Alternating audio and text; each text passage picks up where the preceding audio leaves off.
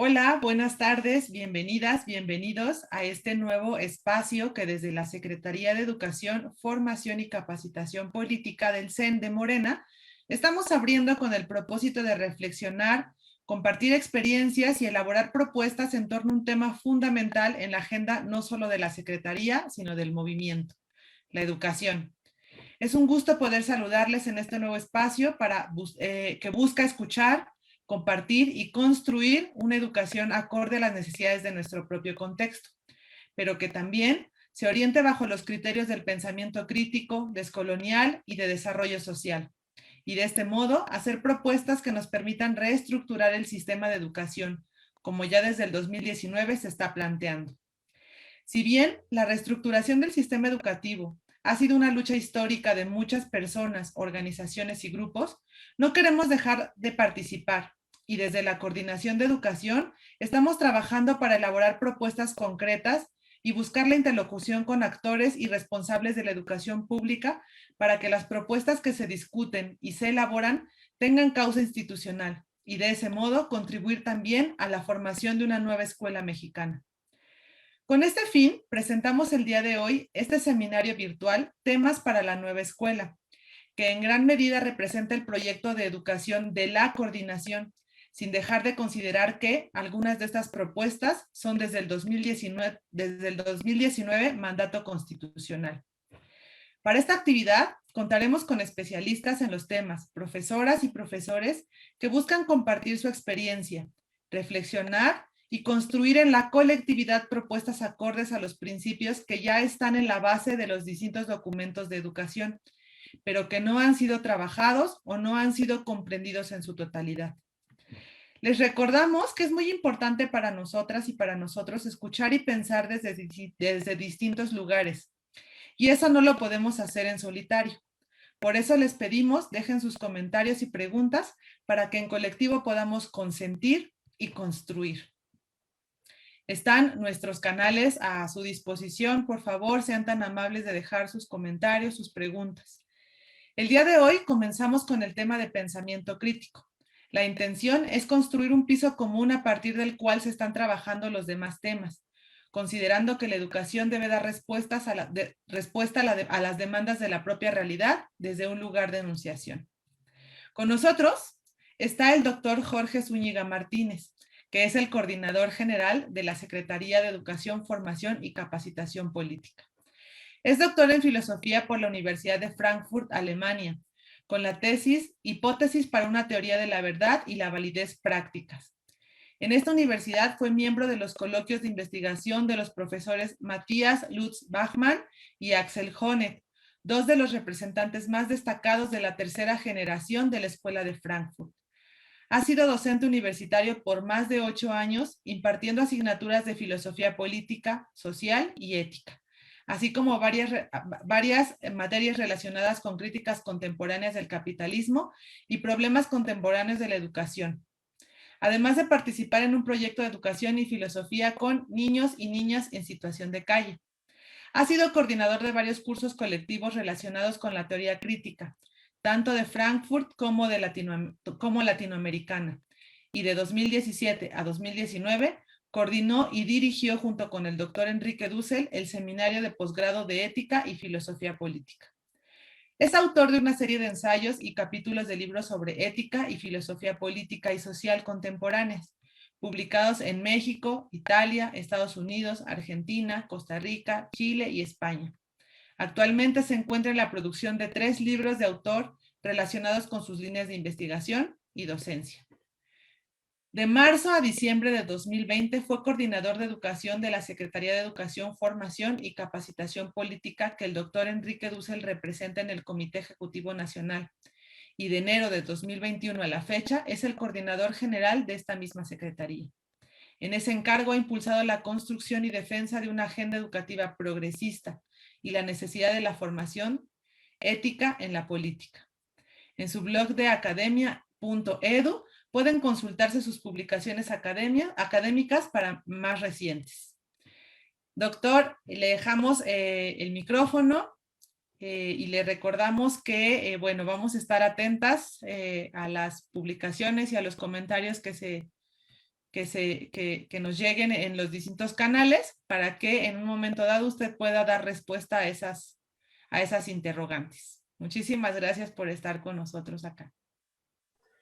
Muchísimas gracias, Gaby, por la presentación. Muchísimas gracias a todos y a todas que nos están escuchando en estos momentos en transmisión Facebook Live y en YouTube. Y también a quienes van a estar escuchando en estos próximos días seguramente. Agradezco mucho también el apoyo tuyo, Gaby, para estos esfuerzos que se están realizando y que están pensados para justamente fortalecer, agrandar el espacio de discusión de la nueva escuela mexicana, que sin duda es un proyecto que tiene que ser construido en colectivo, ¿no? No puede ser responsabilidad única de alguno o algunos actores de la educación, sino me parece que de una acción colectiva en la cual todos podemos aportar desde donde estemos, ¿no? Entonces, en esa medida, webinar responde a generar esos debates y desde la propia secretaría, pues fijar un posicionamiento pedagógico como propuesta, propositivo para los esfuerzos que que se están haciendo en ese sentido, ¿no? Hay muchos temas que probablemente no fueron considerados en esta ocasión, en este seminario de una semana, como el de ecología, que muy bien nos comentaron en el Facebook, pero serán sin duda temas que estaremos tocando en otros momentos, ¿no? No son temas que son de nuestro desinterés, sino todo lo contrario, ¿no? Muchísimas gracias por la presentación, Gaby. Yo me voy a enfocar en esta primera sesión a pensamiento crítico. Voy a quitar esto por acá.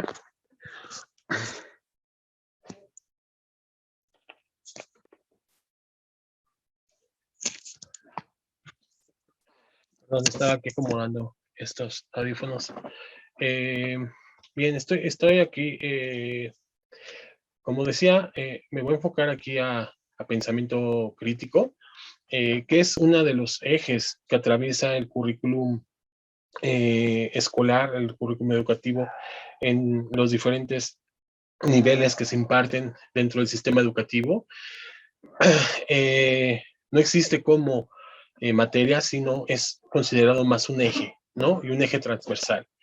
Esto de pensamiento crítico es, por una parte, hay un debate muy ya de antaño que se ha hecho con respecto al pensamiento crítico y la teoría crítica.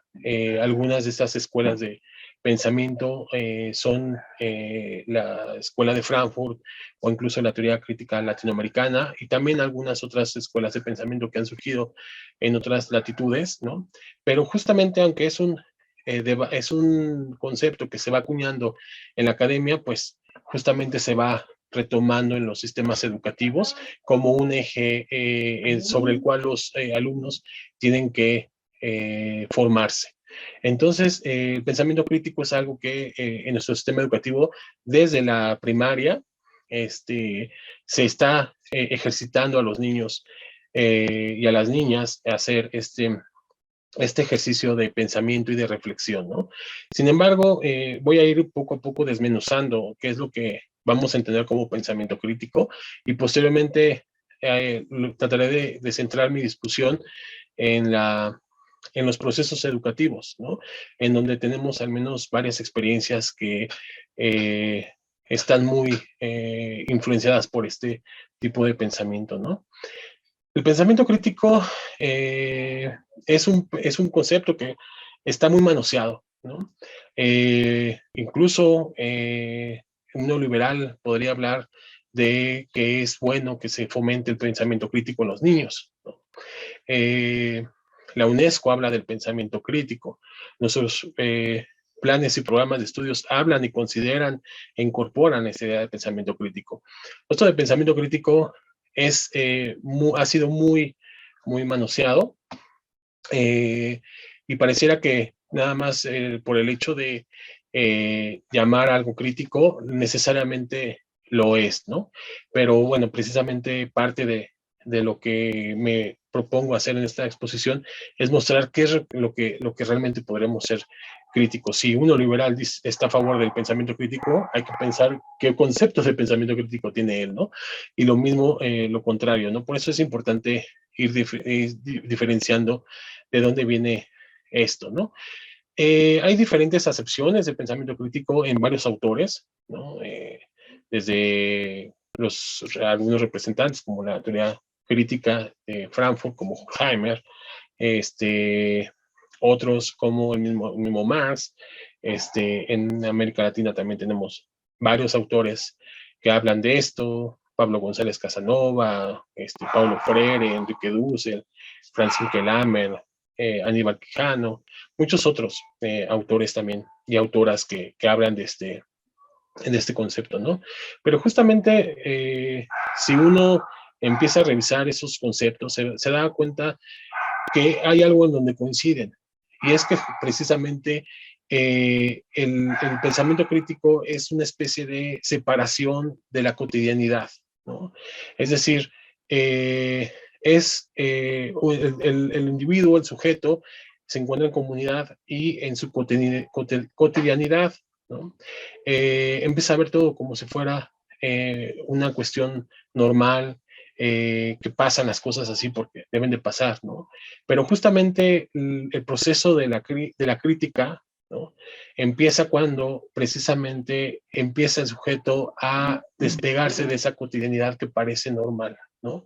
Hoy en día tenemos este concepto que se ha elaborado mucho, que es el de normalización, ¿no? Bueno, precisamente cuando el sujeto, los sujetos colectivos dejan de ver algo como normal en un mundo, ¿no? En una relación social, política, es cuando empieza justamente a ejercerse una crítica sobre este mundo, ¿no? De hecho, precisamente la palabra crisis viene de la palabra krinein, ¿no? Que significa precisamente distanciarse, ¿no? De una situación, ¿no?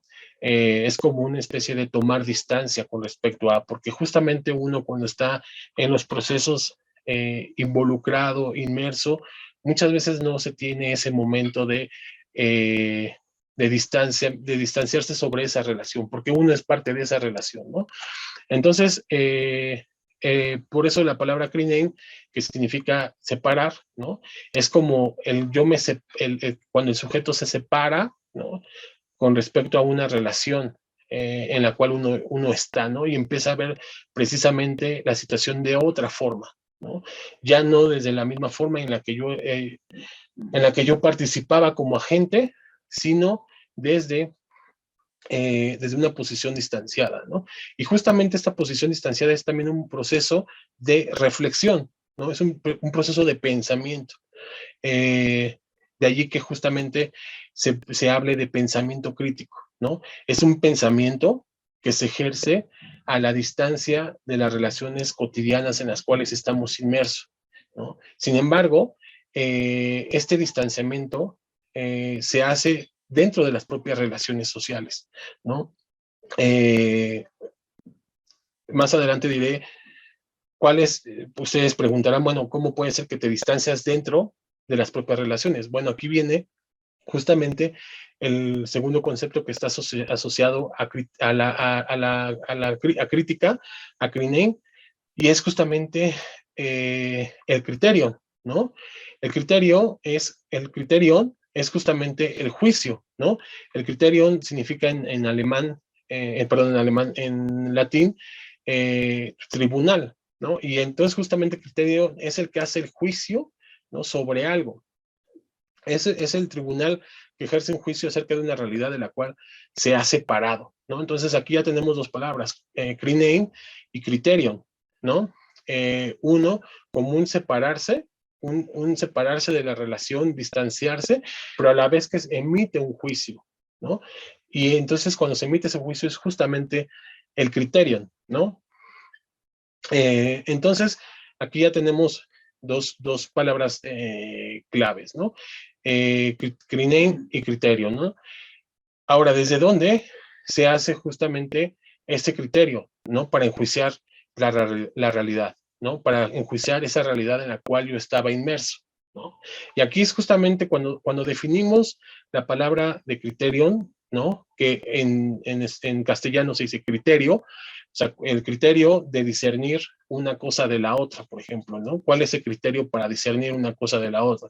¿Cuál es el criterio para ejercer la crítica con respecto a unas relaciones cotidianas, ¿no? Justamente el criterio es lo que va a definir lo que vamos a llamar pensamiento crítico. Porque al no tener claridad en el criterio, precisamente pareciera, cuando el criterio se borra y se elimina en el juicio, entonces pareciera que cualquier cosa puede ser un juicio crítico, ¿no? O cualquier pensamiento puede ser crítico por el simple hecho de autoproclamarse o autollamarse crítico, ¿no?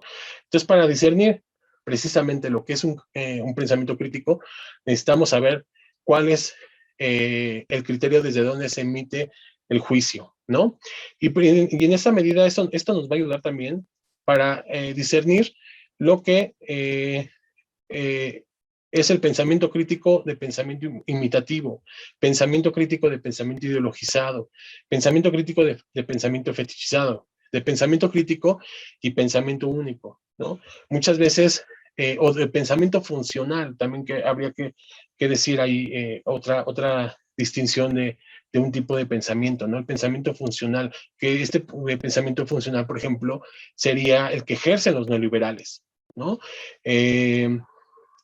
Por ejemplo, voy a poner un ejemplo, cuando un neoliberal critica a un gobierno, ¿no? Desde los propios estándares que el neoliberal quiere que funcione una economía, ¿no? Está haciendo ciertamente una crítica, lo está haciendo a partir de ciertos estándares, ¿no? Pero esos estándares, ¿no?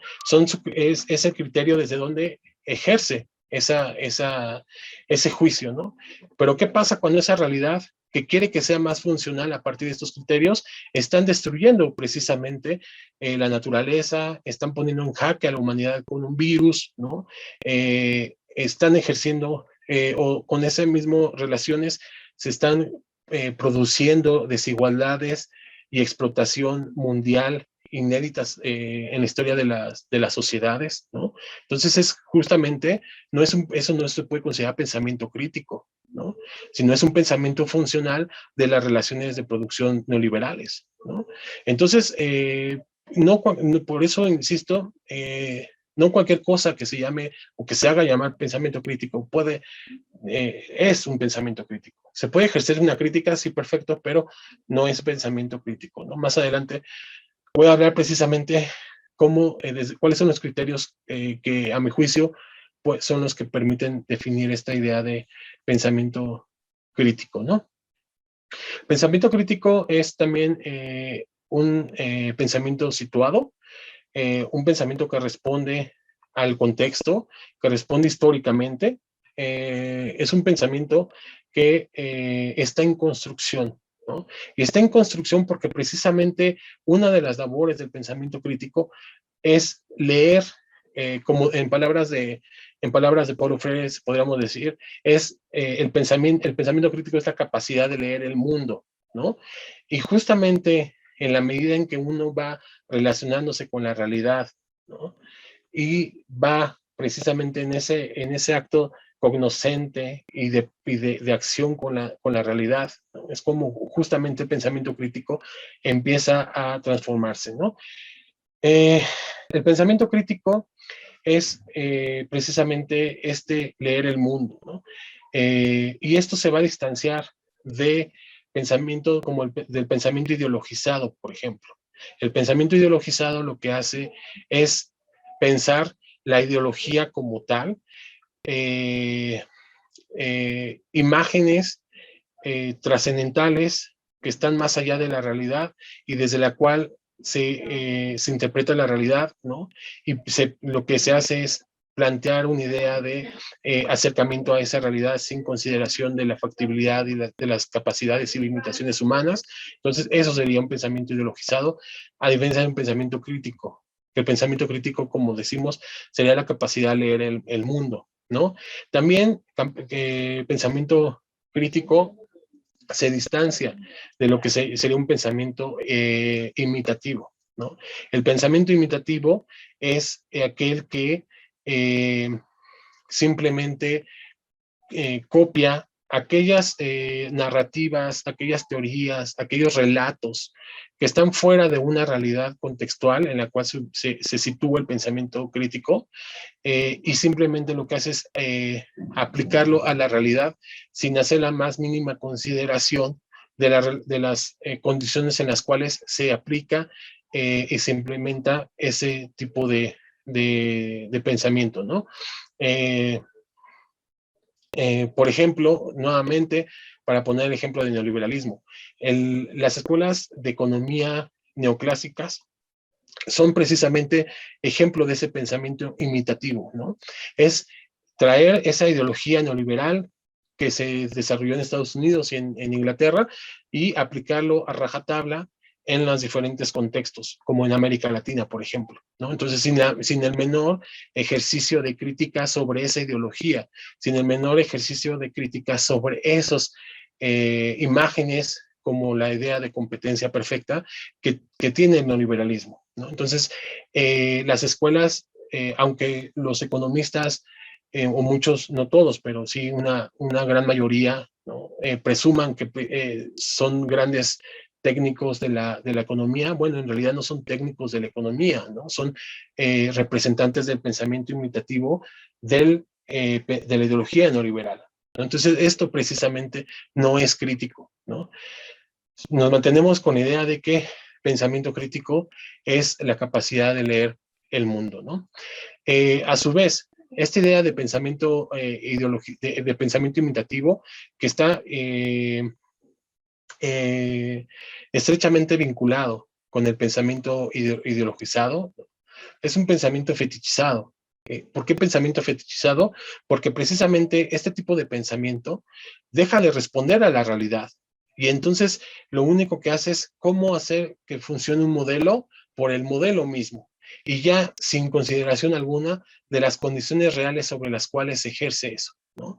Entonces, y sin embargo, hay muchos comentaristas neoliberales que se dicen ser críticos, ¿no? Entonces, por eso justamente esta idea del ser crítico y del pensamiento crítico no es algo que podemos tomarlo así a la ligera, ¿no?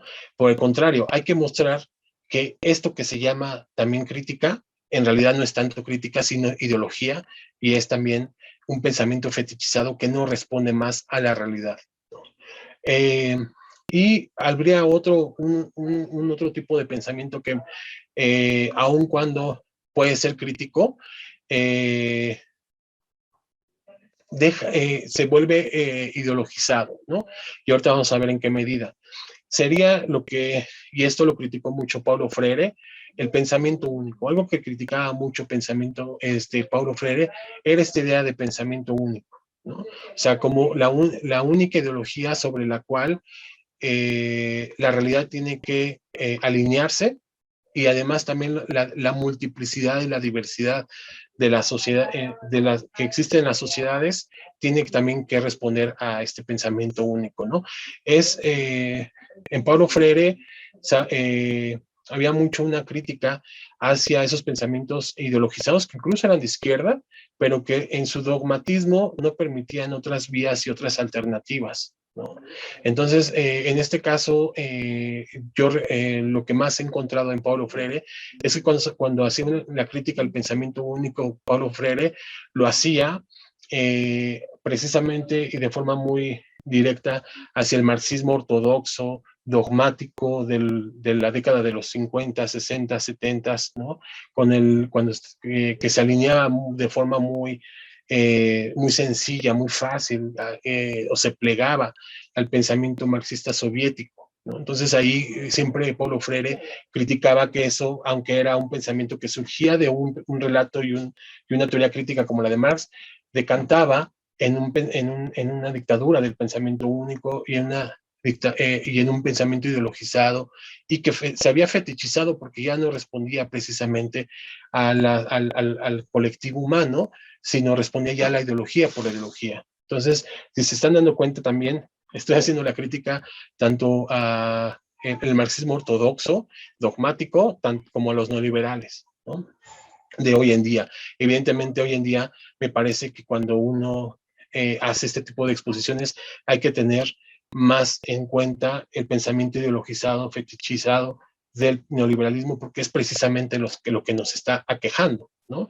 Entonces, si se dan cuenta, he tratado de distinguir diferentes tipos de pensamiento que aun cuando, como por ejemplo el marxismo dogmático, eh, surge de un relato crítico, puede llegar a ser ideologizado y fetichizado. En esa medida, el pensamiento crítico es un pensamiento dialéctico de relación con el mundo, ¿no?, y el sujeto, ¿no? Ahora bien, eh, ¿cómo, eh, ¿cómo evitar, ¿no?, precisamente el dogmatismo? ¿Cómo evitar precisamente el hecho de que lo que yo estoy pensando como crítica hacia el mundo o las relaciones con el mundo es realmente acertado? Aquí tendremos que hablar necesariamente de otro elemento que complementa el pensamiento, y es precisamente la intersubjetividad.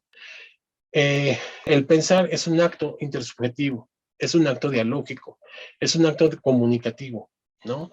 Entonces, en esa medida, en la medida en que nosotros, nuestros pensamientos, los vamos expresando en juicios, en oraciones, en enunciados, es como precisamente se comienza a realizar este ejercicio de pensamiento desde una intersubjetividad, ¿no? De esa relación con los otros. Nuevamente me tendré que referir a Paulo Freire. Recuerden que para Paulo Freire el acto pedagógico era un acto comunicativo, ¿no? El proceso pedagógico para Freire era un proceso dialógico, ¿no? Porque precisamente es en esa relación con los demás o con los otros y con las otras, mediada por el lenguaje, como precisamente uno va construyendo su propio pensamiento con respecto a la lectura del mundo, ¿no? Y entonces, a partir de esta relación con los demás, es como puede precisamente el pensamiento crítico ir encontrando los recovecos del mundo, ¿no? En dónde está fallando el mundo, ¿no? Entonces ahí se hace esta relación. Voy a tomar tantita agua.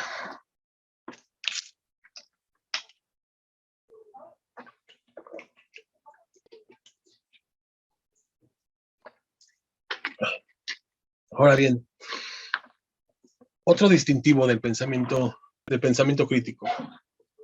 El pensamiento crítico no puede ser tal si no es asumiendo un compromiso también con alternativas, ¿no? Esa es la diferencia entre el pensamiento crítico y la diferencia con el pensamiento ideologizado, ¿no?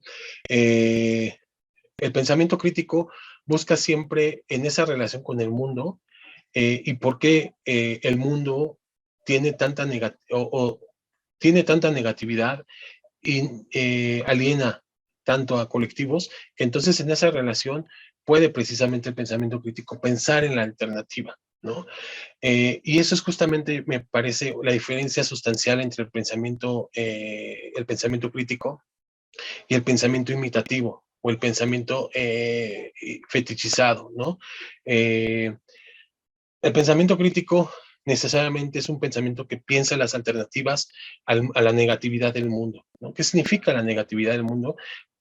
Significa todas aquellas efectos negativos que ha causado el mundo, ¿no? El sistema dado, dirían también por allí en filosofía política, ¿no?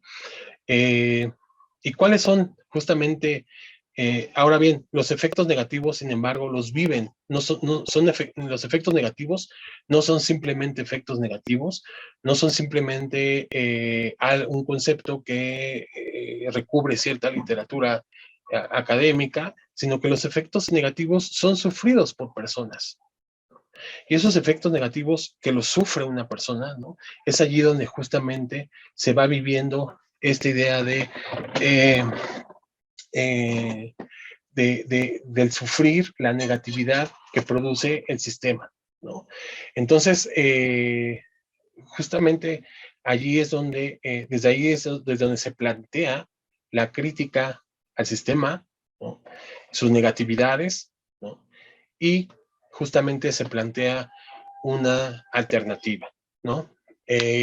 Nuevamente, aquí me permitiré referirme otra vez a Paulo Freire en Pedagogía de la Esperanza, donde precisamente él habla en Pedagogía de la Esperanza, un tema muy recurrente que ahí vamos a encontrar es precisamente la alternativa, ¿no? La construcción de la alternativa. Ahora bien, antes de continuar a otro tema, quisiera decir que la alternativa, sin embargo, no es algo que se construye de un día para otro.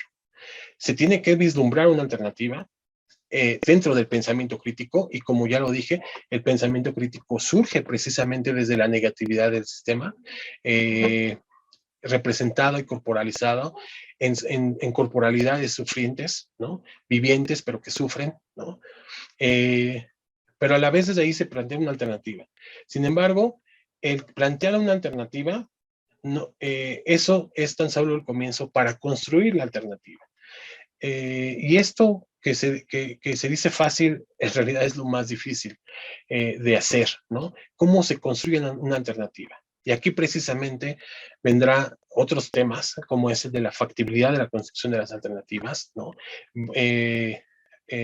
Paulo Freire tenía este concepto del inédito viable, es decir, aquello que no existe objetivamente en la objetividad, ¿no? Pero que se piensa, ¿no? Y que es posible, ¿no? Entonces, esta idea de la alternativa, del inédito viable, la construcción del inédito viable, la construcción de la alternativa no es algo que se construya de un momento a otro, sino que se construye y que puede llevar años o décadas incluso, ¿no? Y en este proceso de la construcción de la alternativa puede haber avances y puede haber retrocesos, ¿no? En lo particular, él al menos escrito un trabajo que se estará publicando a principios del próximo año, donde justamente planteó esta idea de cómo se construye la alternativa, ¿no? Y son diferentes elementos para construirla, ¿no? Desde una consideración de las limitaciones de las limitaciones de las capacidades humanas hasta una idea de consenso, acuerdo, disenso y sobre todo de una complejidad en la cual se está se construyen las alternativas, ¿no? Entonces, esto también es importante, aunque no voy a profundizar en eso, pero sí es importante, porque precisamente en algunas tradiciones del pensamiento crítico, como por ejemplo la Foucaultiana, se pensaba que la alternativa se construía de un momento a otro, ¿no? Y eso no va a pasar nunca. Entonces, en fin, entonces estábamos hablando de que el pensamiento crítico es necesariamente un pensamiento que afirma una alternativa al mundo dado, ¿no? Y esa alternativa está en la mira para negar la negatividad del mundo, es decir, para eliminar justamente esas corporalidades negadas del mundo actual, ¿no? ¿Por qué tocó esta idea de la corporalidad? En el sentido levinasiano, ¿no? Este filósofo francés, en el sentido de que es en la corporalidad donde se sufre, ¿no? Un sentimiento, ¿no? O se goza también un sentimiento. Ahora, ¿por qué incluyo la parte de la alternativa o pensar la alternativa desde el pensamiento crítico? Porque precisamente el pensamiento imitativo no plantea ninguna alternativa, ¿no? El pensamiento neoliberal, por ejemplo, los autores del pensamiento neoliberal, por ejemplo, no está en sus planteamientos superar al capitalismo, no está en sus planteamientos superar al neoliberalismo. Por el contrario, las críticas, desde donde ellos hacen la crítica es desde estándares como ideales como debe funcionar el mercado. Y entonces desde ahí, al hacer la crítica desde esos estándares ideales, lo que quieren es profundizar el mercado capitalista, profundizar el mercado, el libre mercado, por ejemplo, ¿no?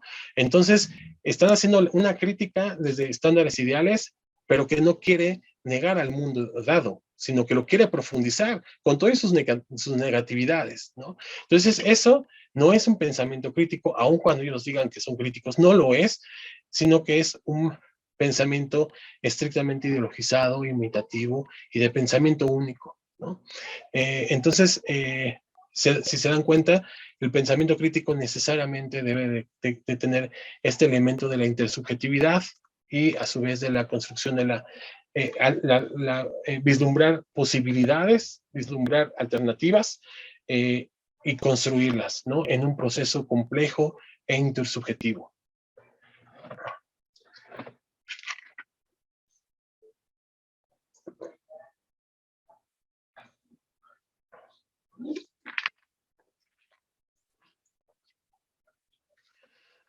Esto de alguna forma lo vio también Paulo Freire, cuando él hacía esta diferencia entre el educador progresista y el educador revolucionario, ¿no? Para Freire, el educador progresista era aquel que precisamente podía vislumbrar esa alternativa que pudiera negar las negatividades actuales del mundo actual, ¿no? Entonces, el educador progresista es aquel que vislumbra las alternativas, que vislumbra las posibilidades más allá del mundo en el cual nos situamos, ¿no? Y incluida su negatividad o sus negatividades, ¿no? Corporalizadas en diferentes colectivos. También hablaba, por ejemplo, Paulo Freire del educador revolucionario, ¿no? El educador revolucionario es precisamente aquel que ya está históricamente en una situación de negación de las negatividades del mundo, ¿no? Ya está en construcción, ¿no? Y ya está en otro momento diferente al educador progresista, ¿no? Pero aunque para Paulo Freire, precisamente el educador progresista representado en Amílcar Cabral, este revolucionario africano de Guinea-Bissau, estaba ahí representado y le da mucho papel. También es cierto que Freire le da un papel preponderante al educador progresista, ¿no? Porque es precisamente el educador que evita el pensamiento único y que por el contrario lo que hace es socializar comunicativamente con los demás sus opiniones, su interpretación del mundo, sus juicios y las posibilidades y alternativas que se pueden realizar en el futuro, ¿no? Entonces, el educador progresista y el educador revolucionario ambos tienen algo en común y es precisamente el vislumbrar y construir alternativas, ¿no? Ahora bien, me he metido un poco como a ir desglosando conceptualmente qué es lo que tenemos que entender como pensamiento crítico.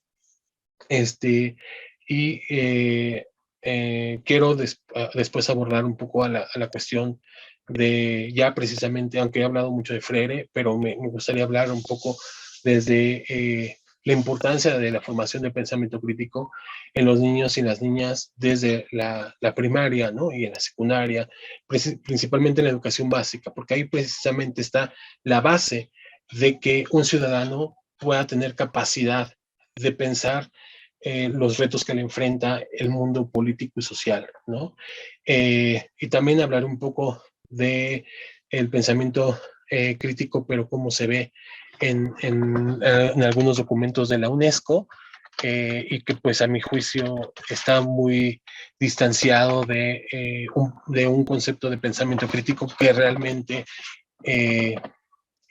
pueda plantear alternativas.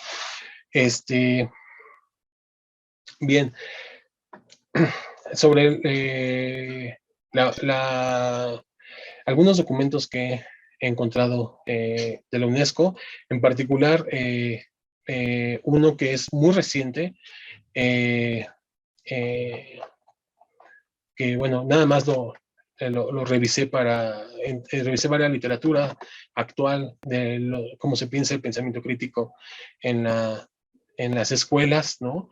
Para la exposición de hoy, pero encontré uno de otros, entre otros, que se llama Análisis Curricular, Estudio Regional, Comparativo y Explicativo.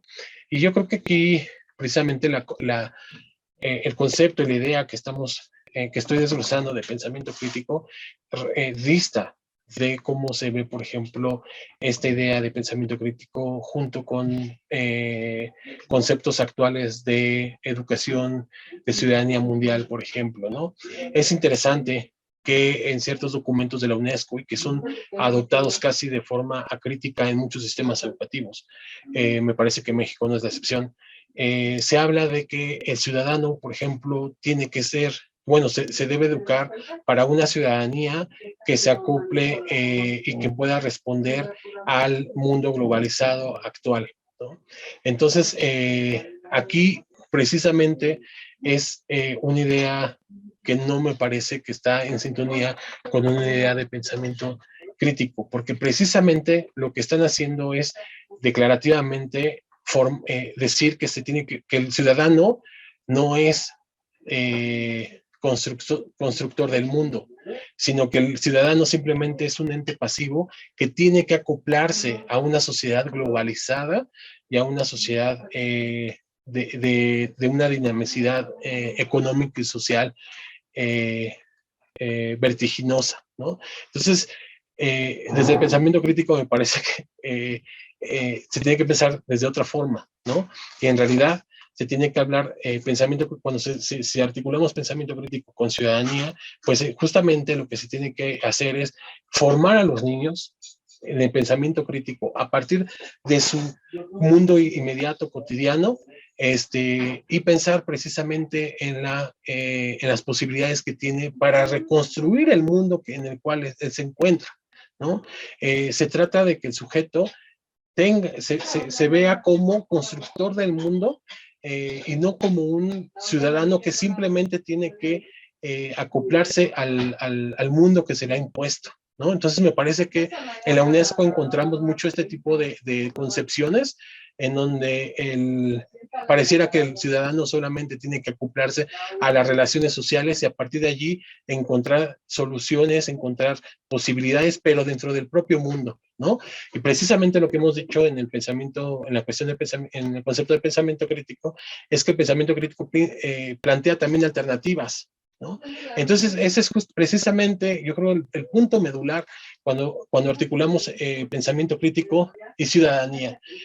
Formar a los niños y a los jóvenes desde el hecho de que ellos son agentes de transformación del mundo y no simplemente que se alinean y se acoplan al mundo actual, globalizado y que plantea la UNESCO. Entonces me parece que evidentemente el concepto de pensamiento crítico que he tratado de desglosar lentamente es un pensamiento, es un concepto de pensamiento que articulado con ciudadanía, ¿no? Tenemos otra cosa nueva a lo que plantea, por ejemplo, la UNESCO. Por esta razón, y esto me permitiría hablar un poco de por qué también, o explicar por qué Paulo Freire no hablaba tanto de educación ciudadana, sino de educación política, ¿no?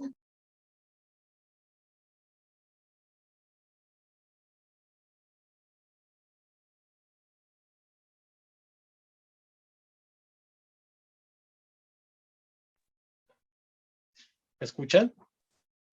Sí, Jorge. Bien. Bien, perdón, continuando aquí la exposición. Entonces, esa es la razón por la cual me parece que Paulo Freire no habla de educación ciudadana. Eso es una de las cosas cuando me acerqué mucho a los trabajos de Paulo Freire, de encontrar una idea de educación ciudadana en Paulo Freire. Y en realidad es muy raro donde Paulo Freire habla de educación ciudadana. En realidad, lo que está pensando Freire es de educación política, ¿no?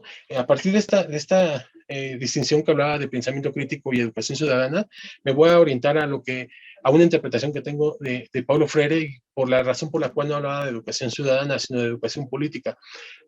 Porque me parece que para Paulo Freire la ciudadanía era una condición pasiva del sujeto, del actor político frente al mundo. Por el contrario, la educación política es formar al sujeto en colectividad, pero en donde se vea constructor del mundo, ¿no? Entonces me parece que por esa razón Paulo Freire no hablaba de educación ciudadana, sino de educación política o de pedagogía política, ¿no? Eso es algo que también habría que considerarlo, porque pareciera que, para empezar, me parece que está muy olvidado Paulo Freire, ya no solamente de las academias que se dedican a la educación o a las ciencias de la educación, sino también debería de ser un autor que debe ser estudiado en cualquier otra carrera,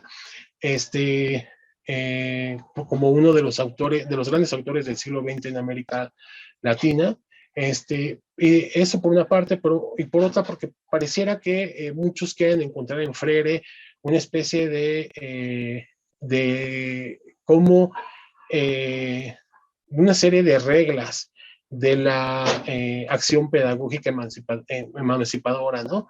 Y entonces pareciera que Freire, más allá de ser de haber querido construir una gran pedagogía política, pareciera que se dedicó a dar recetas, y en verdad no creo que ese haya sido el espíritu de Paulo Freire, ¿no? Entonces, en realidad, me parece que el pensamiento crítico tiene aunado a la formación del futuro agente político que va a hacerse cargo de los asuntos públicos de un país, tiene que estar aunado precisamente más a una cuestión de formación activa de ese agente, y que sería el actor político en el futuro, ¿no?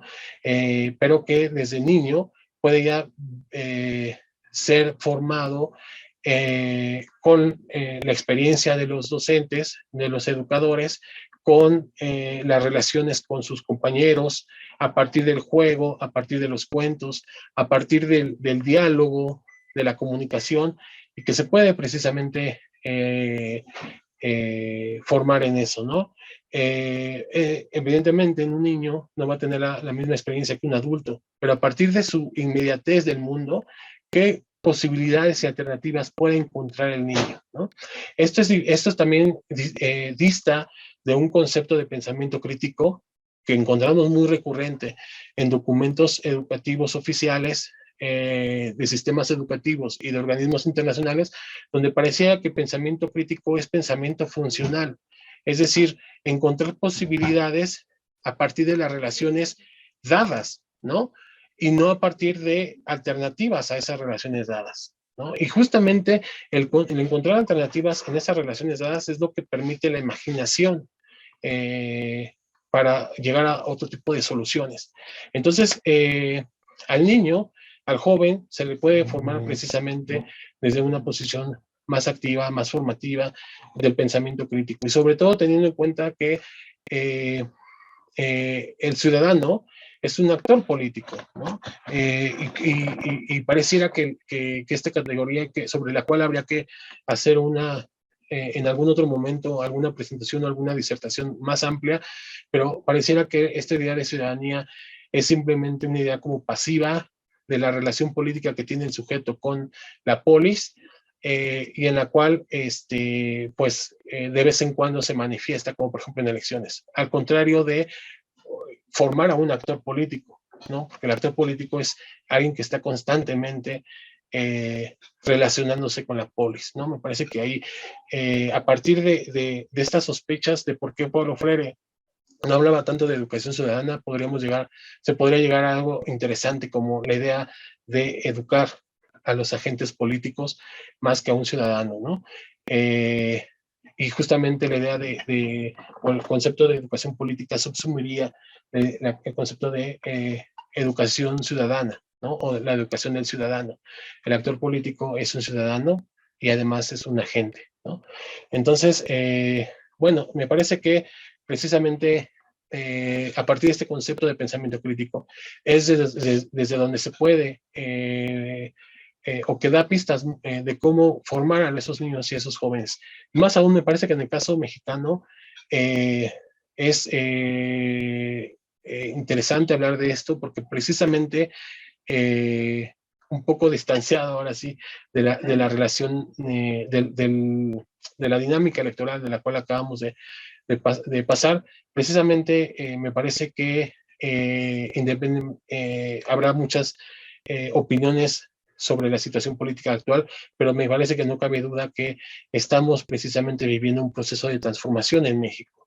Y justamente en ese proceso de transformación es donde más, con mayor urgencia se necesita el pensamiento progresista, ¿no? O el pensamiento crítico que piensa alternativas, así como el tratar de poner los elementos para construir esas alternativas. ¿Por qué? Porque precisamente me parece que el pasado inmediato del cual venimos mostró que necesita México un cambio, ¿no? Habíamos llegado ya mal a una situación ya muy deplorable y precisamente por eso se da un cambio sustancial, ¿no? Pero eso no basta. Eso no basta. La transformación y la construcción de la alternativa lleva tiempo, ¿no? Y es además un proceso muy complejo.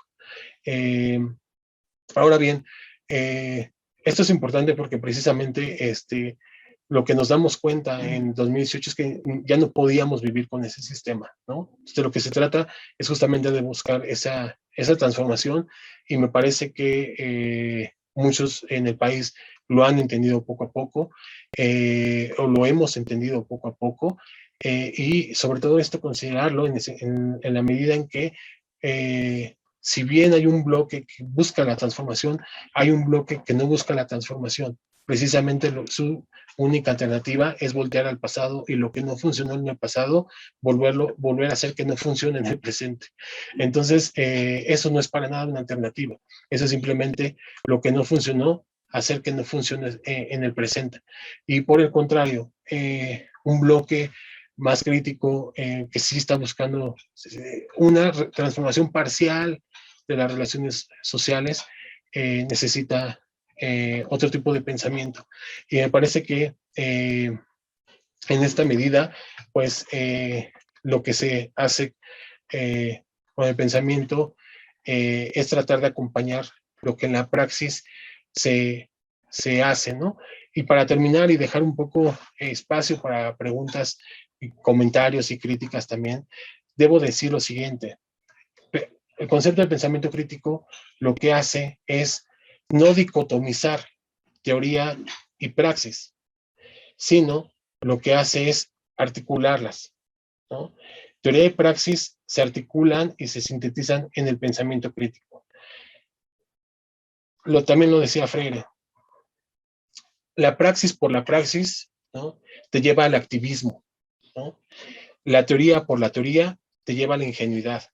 Lo que articula teoría y praxis es el pensamiento crítico y precisamente en eso es como se debe de formar a los niños y los jóvenes del sistema educativo mexicano y que entonces también puedan ejercer ese pensamiento tanto en su comunidad, con su familia, en su trabajo, en la escuela, en las universidades, etcétera. Me parece que formar en este concepto de pensamiento crítico a los niños y jóvenes es pensar en los actores políticos que se van a responsabilizar por la transformación del país.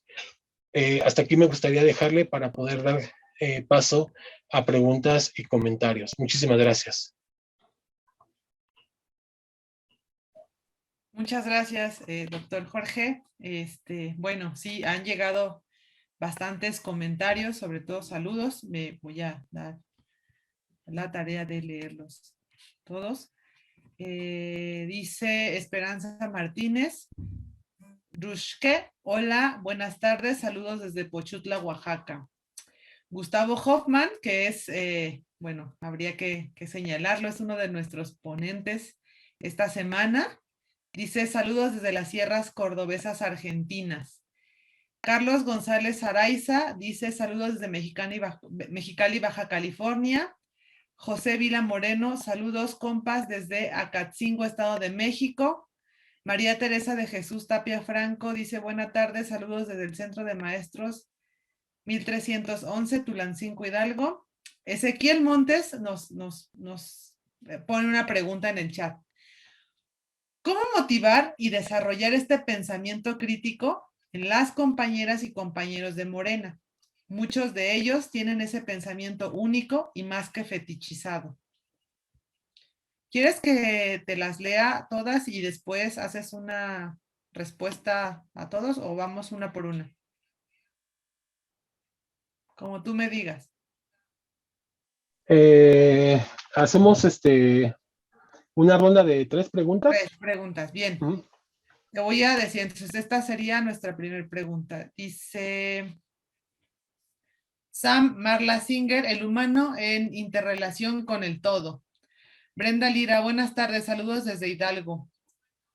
Carlos Rea Camacho, saludos afectuosos y combativos desde Culiacán, Sinaloa, por una educación humanista, científica, liberadora, integral, gratuita, crítica y popular, por una educación alternativa que humanice y libere a nuestros pueblos y comunidades. Armando Delgado Ortiz, saludos desde Temazcal, Oaxaca.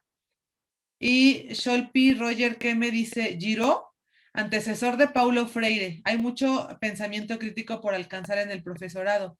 La lucha continúa. Y hace esta pregunta que me parece muy, muy interesante y muy atinada. Dice, ¿cómo podemos hacer que el docente tenga un pensamiento crítico si no fue formado en ese sentido, sino de atender un currículo a un modo ajeno a él?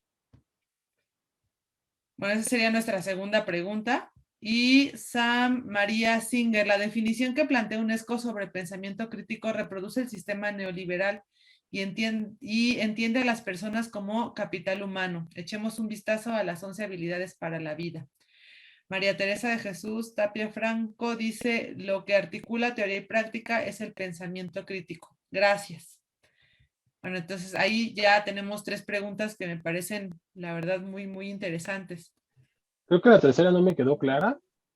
La última que apunté, la primera que apunté fue, ay, perdón, la primera que apunté fue lo de pensamiento crítico en los compañeros de Morena. Lo de segundo sería lo de conformar, cómo se forma un docente, cómo el docente puede formar el pensamiento crítico cuando no fue formado en él. ¿Y la tercera cuál era? Dice, no, es más bien un comentario, bueno, no, sí, es un comentario que dice María Teresa de Jesús Tapia Franco, dice, lo que articula teoría y práctica es el pensamiento crítico, gracias. Sam María Singer dice, la definición que plantea UNESCO sobre el pensamiento crítico reproduce el sistema neoliberal y entiende a las personas como capital humano. Echemos un vistazo a las 11 habilidades para la vida. Entonces, bueno, hay alguna contradicción en ese sentido, ¿no? Hablamos de que el pensamiento crítico es uno de los principios que atraviesa, ¿no? Todas las currículas de educación básica, media superior y bueno, la pregunta tendría que ser en ese sentido, ¿no? ¿Cómo hablar o desde dónde se está hablando el pensamiento crítico?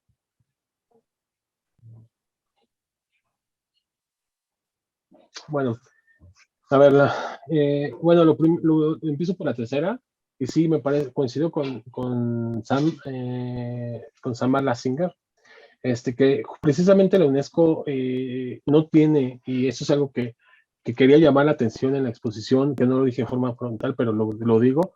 En realidad los conceptos de pensamiento crítico y de ciudadanía de la UNESCO están muy alejados de, al menos la concepción que acabo de explicar de pensamiento crítico. Por el contrario, lo que me parece es que simplemente su concepción de pensamiento crítico es muy, muy dentro del propio mundo sin transformarlo, y por otra parte el concepto de ciudadanía es muy pasivo, ¿no? Es decir, preparar a los jóvenes y a los niños para una ciudadanía que se ajuste a la dinámica del mundo global. Pero ¿qué pasa cuando la dinámica del mundo global está generando pobreza y desigualdad y explotación como nunca se ha hecho, habíamos conocido en la historia de las sociedades? Entonces tú no te puedes acoplar a una dinámica de esa, la tienes que transformar. Entonces, precisamente eso es lo que no plantea la UNESCO, y no lo va a plantear. Para la UNESCO no hay que transformar el mundo, hay que gestionarlo, hay que administrarlo, pero transformar el mundo, eso en la UNESCO no va a estar en ningún documento. Y en realidad sí hablan de pensamiento crítico, pero lo tienen que hablar de una forma muy, muy débil, ¿no? Es decir, buscar posibilidades dentro del propio mundo. Pero ¿qué pasa cuando en el propio mundo precisamente no te da esas posibilidades, ¿no? Tienes que buscar otras posibilidades. Pero ¿qué sucede cuando esas otras posibilidades son a la vez, están relacionadas a otro nuevo mundo? O sea, hay que construir otro nuevo mundo. O sea, este pensamiento dialéctico de la transformación no lo vamos a encontrar jamás en la UNESCO. Sin embargo, por acuerdos internacionales, los sistemas educativos nacionales tienen que adoptar ciertas directrices de la UNESCO, ¿no? Pero a su vez, me parece que un sistema educativo nacional tampoco tiene que ceñirse estrictamente a ciertos conceptos de los organismos internacionales. También tienen que ejercer autonomía con respecto a ellos, ¿no? Entonces, me parece que coincido con Samarla Singer, que la UNESCO precisamente profundiza el mundo neoliberal y lo va a seguir haciendo. Luego, la pregunta era muy buena, ¿cómo el docente, el educador que no ha sido formado en el pensamiento crítico va a formar en el pensamiento crítico? Pareciera que no hay salida, ¿no? Pareciera que no hay opción, pero sí la hay. Y es un elemento que lo tenía aquí en mis apuntes, pero del cual no hablé, se me fue. Es precisamente que el pensamiento crítico está relacionado con la ética, ¿no? Porque el pensamiento crítico es un pensamiento comprometido, ¿no? Es un pensamiento comprometido precisamente con quienes sufren los efectos negativos de los que he hablado, ¿no? De los diferentes colectivos. Entonces, el pensamiento crítico está eh, intrínsecamente eh, articulado, vinculado a la ética. La ética es lo que hace que el sujeto se mueva con respecto a, que se mueva, que es lo que motiva la acción en el pensamiento crítico y en la búsqueda de las alternativas. Ahora bien, aquí la ética precisamente es algo que todos somos capaces de ser sujetos éticos, ¿no? Entonces, no fui formado en eso, pero me intereso por esto, ¿no? Porque justamente mi compromiso me exige, ¿no? Interesarme por ello. Pondré un ejemplo, nuevamente Paulo Freire. Paulo Freire no era un educador, se hizo educador, ¿no? Paulo Freire era abogado en realidad de profesión, ¿no? Paulo Freire no fue jamás un educador y casualmente es el pedagogo que más ha aportado a la pedagogía, alguien que no estudió pedagogía. Bueno, Paulo Freire, cuando se hace educador por un acto de injusticia que del despacho de abogados lo estaban obligando a hacer, que era embargar a un trabajador de clase media baja, que ya no tenía dinero para pagar el crédito, y a Paulo Freire lo mandaban a embargarlo. Cuando Paulo Freire se da cuenta de eso, llega y ve al señor y le dice, mire, a mí me mandaron a embargarlo, como soy abogado, me mandaron a embargarlo, pero precisamente, yo es algo que yo no voy a hacer, porque yo entiendo que usted tiene familia. Yo voy a renunciar, ¿no?, a mi trabajo, y en lo que mandan a otra persona nueva, van a pasar unos 15 días, en los cuales en esos 15 días usted puede buscar una alternativa a la situación, ¿no? Y Paulo Freire lo que hace es renunciar a su trabajo de abogado en el despacho y no embargar a esa persona. Y a partir de ahí Paulo Freire se hace educador, ¿no? Entonces, ¿qué es lo que lo motiva a Paulo Freire a hacer toda esta triangulación? La ética. Paulo Freire era un pensador profundamente ético, ¿no? Entonces, pues Paulo Freire no fue educado precisamente en el pensamiento crítico, pero la ética es lo que lo movió. Y eso es lo que precisamente podríamos aplicar en este caso. A lo mejor no fui formado en eso, pero la ética, la responsabilidad que tengo para formar a los niños, a las niñas, a los jóvenes de hoy, para que mañana puedan transformar sus relaciones sociales y políticas, me hace moverme para yo darles eso, sobre lo cual yo carezco o carecí, pero ellos no tienen por qué carecerlo. Entonces ahí viene la autonomía del educador, ahí viene la autonomía, aquí aparece la autonomía del educador con respecto a la saturación de programas a los cuales lo someten, ¿no? Y la primera, ¿cómo era? Doctor, perdón, antes de que vayamos a esta primera, dice el compañero Ezequiel Montes, está de acuerdo que es la ética, pero también el pensamiento estético.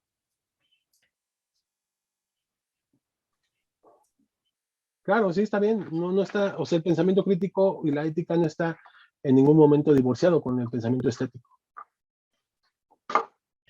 Y la primera, ¿cómo era más o menos, Gaby?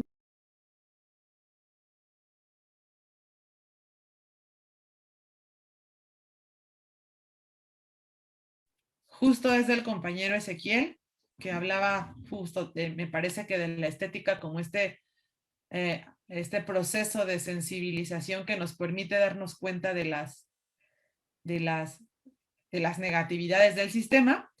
Él también pregunta, ¿cómo motivar y desarrollar este pensamiento crítico en las compañeras y compañeros de Morena?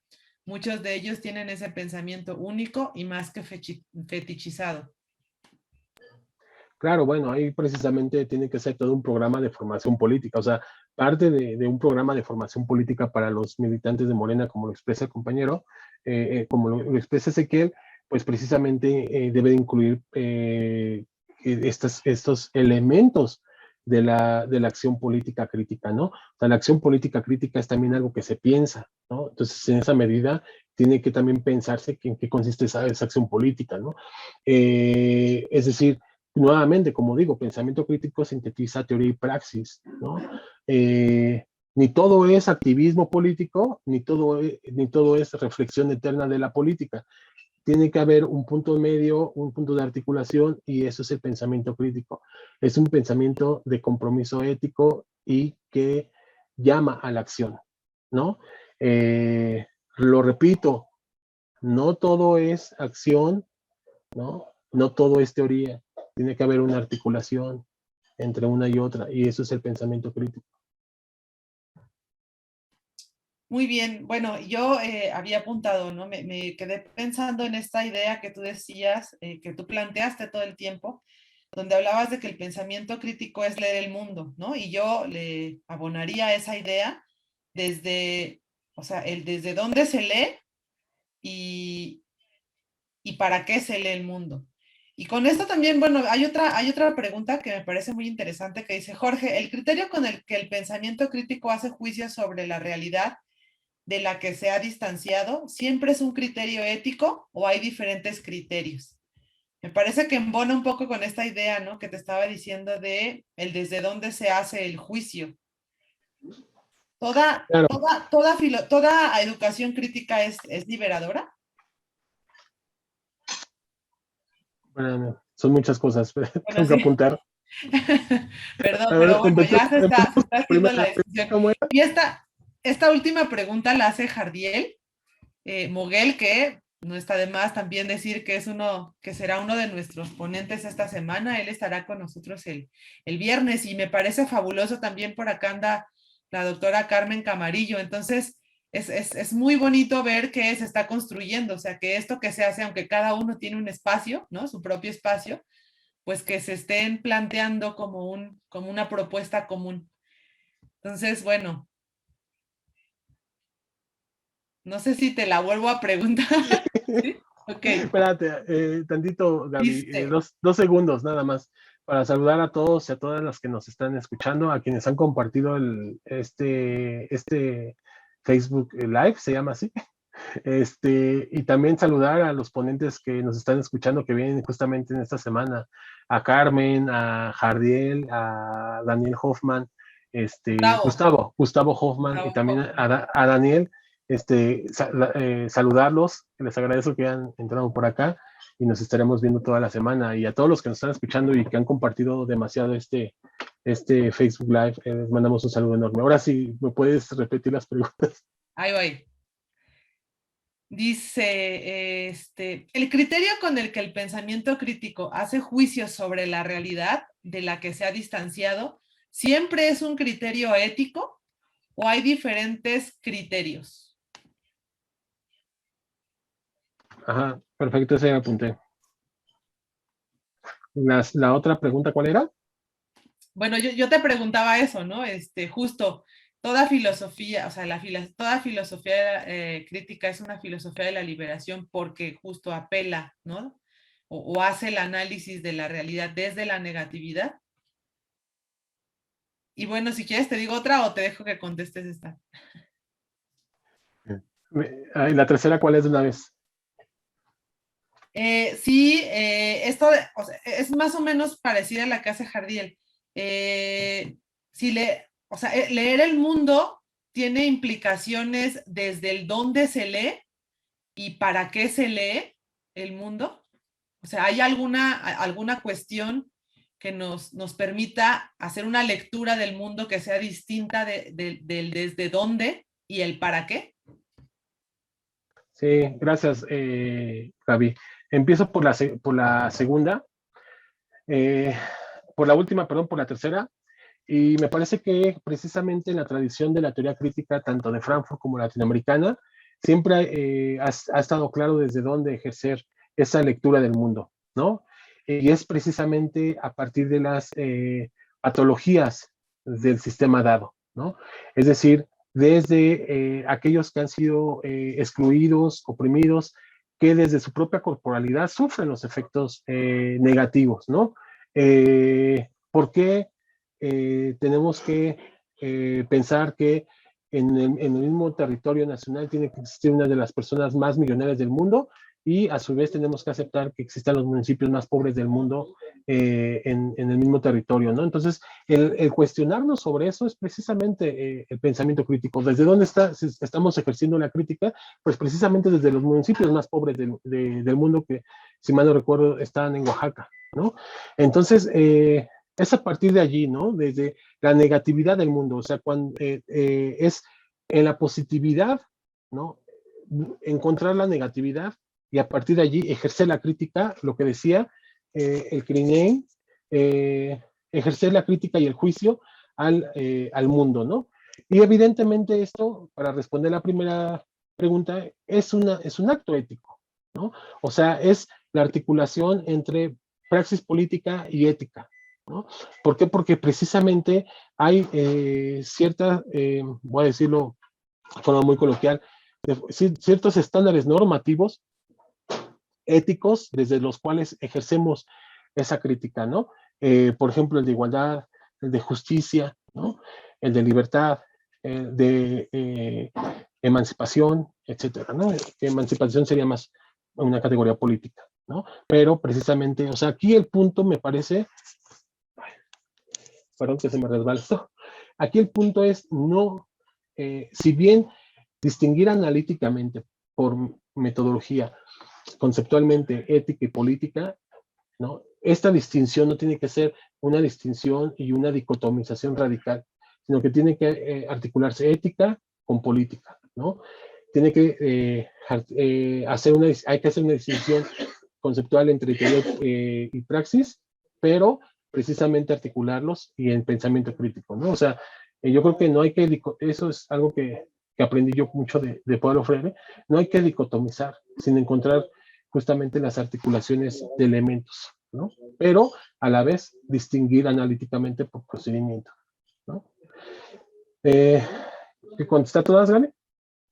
Parece que sí, pero llegan más. Y bueno, y en ese sentido podríamos decir que entonces en la educación crítica, la ética es la orientación o el conatus, ¿no? Diríamos, y la política es el medio. Sí, yo así lo vería. Sí. De hecho, no es casual que, por ejemplo, hay una cita que me gusta mucho de Kant, fíjate, voy a citar a Kant, un autor que no es mucho de mi agrado, pero Kant precisamente decía que los dos inventos humanos más difíciles habían sido la educación y la política, ¿no? Precisamente porque no es algo que se pueda construir de un momento a otro, ¿no? Sino que es algo que se construye en generaciones, ¿no? Tanto la política como la educación. Y además, en el caso de la política, precisamente si vivimos o si afirmamos un compromiso con una política democrática, siempre una política democrática va a tener su propia dinámica, su propio tiempo, y va a ser eminentemente mucho más lenta el ejercicio de una política democrática que el ejercicio de una política dictatorial, ¿no? Claro. Mira, bueno, hay muchas preguntas y la verdad es que todas apuntan, digamos, a algo distinto, pero pero son muy interesantes. Dice, encuentro Ezequiel Montes, que es un compañero que está muy atento y está muy participativo en el chat. Dice, encuentro una relación entre el pensamiento ilustrado, la razón y el pensamiento romántico, lo emocional, el sentimiento unificados para llegar a una nueva forma de ver la realidad. Teoría y praxis visto de otra manera. Es un comentario que me parece que habría que considerar. Y bueno, aquí hay otra pregunta. A los niños y jóvenes se les enseña que el método científico es una forma de pensar críticamente la realidad. ¿La ciencia coincide con este concepto de pensamiento crítico que compartes? Sí, sí, sí. ¿Quién hizo esa pregunta? Jardiel. Ah, muy bien, Javier. Sí, de hecho sí, o sea, de hecho en esta idea de, para la exposición del día de hoy, estuve muy metido cómo un tema tan amplio podía acotarlo de alguna forma. Pensé precisamente en esta relación con la ciencia y evidentemente en la ciencia, si estamos hablando por ciencia, la ciencia natural, la ciencia física, la enseñanza de las ciencias, la ciencia, sobre todo a nivel de formación de avanzada, como posgrados, por ejemplo, desde las mismas licenciaturas, se fomenta en la ciencia el pensamiento crítico, porque la ciencia no puede ser posible si no se encuentran alternativas a las alternativas reales dadas, ¿no? Por eso es que puede haber un avance de la ciencia, de la cibernética, por eso tenemos ahora computadoras más potentes, por eso ahora podemos hacer este tipo de eventos como estamos haciendo ahora, porque antes no existía y justamente se vislumbraron las posibilidades para hacerlo. La pregunta es por qué se fomenta el pensamiento crítico en la ciencia, porque justamente desemboca lo voy a decir de esta forma, porque se puede comercializar los productos de la ciencia. Y entonces en esa medida es el pensamiento crítico de las ciencias eh, o que llegan nuevos hallazgos, pueden ser comercializados. Y por eso el mismo neoliberalismo fomenta ese pensamiento crítico en las ciencias. Pero lo que no va a fomentar es la ética en las ciencias, ¿no? Y de ahí el positivismo y el neopositivismo, ¿no? Ahora, ¿por qué si hasta el mismo neoliberalismo fomenta el pensamiento crítico en las ciencias? ¿Por qué no lo hace en las relaciones sociales? Porque aquí el pensamiento crítico en las relaciones sociales, políticas, culturales y económicas te lleva a una transformación del mundo. Entonces aquí hay que tener un concepto más domesticado de pensamiento crítico en lo social. Perdón, Por, perdón. por eso tienen que hablar de conceptos conservadores de pensamiento crítico. Porque aplicado el pensamiento crítico a la ciencia, te lleva a nuevos productos que pueden ser comercializados, pero el pensamiento crítico en lo social te lleva a la transformación del mundo. Entonces, por eso no pueden tener un pensamiento crítico emancipatorio, ¿no? O liberador o transformador. Deben de tener un concepto de pensamiento crítico domesticado, que profundice las relaciones dadas. Lo pensé, Jardiel. Pero Y no, y yo me quedé, me acordé ahora que estabas dando la respuesta, me acordé de esto que dice Franz Hinckelambert, ¿no? La filosofía sirve para protestar y la ciencia para generar una nueva praxis. Sin embargo, o sea, también me quedo pensando en la pregunta de Jardiel, porque en términos fácticos, ¿no? Así, en términos de la educación como la vivimos en las escuelas, pues sí hay una distinción a rajatabla, ¿no? Entre las ciencias, ¿no? Todas estas ciencias puras, ¿no? La física, la matemática y todas estas materias o campos disciplinares a los que se les da una importancia distinta, ¿no? O sea, se les enseña de manera distinta y no en relación, por ejemplo, con las disciplinas humanas o sociales, ¿no? Entonces ahí justamente me parece que hay un hueco y tiene que ver, no sé, yo preguntaría, ¿qué relación hay entre el pensamiento crítico y la interdisciplina? Son dos de los principios que norman los, los documentos, ¿no? de educación en todos los niveles. Claro, la interdisciplina es algo que se exige prácticamente al mundo contemporáneo. A quien piense el mundo contemporáneo, prácticamente la interdisciplina es una herramienta más para pensar ese mundo, porque el mundo se compone de diferentes factores, ¿no? De diferentes variables, ¿no? Entonces, no, si pensamos en una disciplina, para comprender el mundo, pensarlo nada más desde la política, pues sería muy parcial, ¿no? Tú tienes que pensar desde la política, desde la economía, desde la cultura, desde desde las artes, desde las ciencias, ¿no? Desde una complejidad infinita, ¿no? ¿Esto significa que tenemos que saber de todo y estudiar todo? Pues no, precisamente ahí viene la parte de la comunicación. O sea, que el filósofo no tenga miedo de comunicarse con el politólogo o no tenga miedo de comunicarse con la gente de artes o con la gente de ciencias, ¿no? Y al revés, la gente de ciencias que se acerque con la gente de filosofía, con los politólogos, con la economía, y entonces de esa forma se crea una comunidad, ¿no? Interdisciplinaria. La interdisciplina es algo que te exige, y eso también, por ejemplo, es algo que me he dado cuenta en muchos documentos educativos. Se habla de interdisciplina, pero no te dicen por qué la interdisciplina, por qué hay que pensar interdisciplinariamente, ¿no? Y es porque precisamente el mundo se compone de diferentes factores. O sea, la interdisciplina no es algo de moda, no es un concepto de moda, sino es una exigencia del mundo actual, del mundo contemporáneo. Gaby, antes de que continuemos, me permites un minuto nada más para tomar tantita agua porque se me secó ya la boca. He Sí, hablado claro, mucho. claro, claro. Gracias.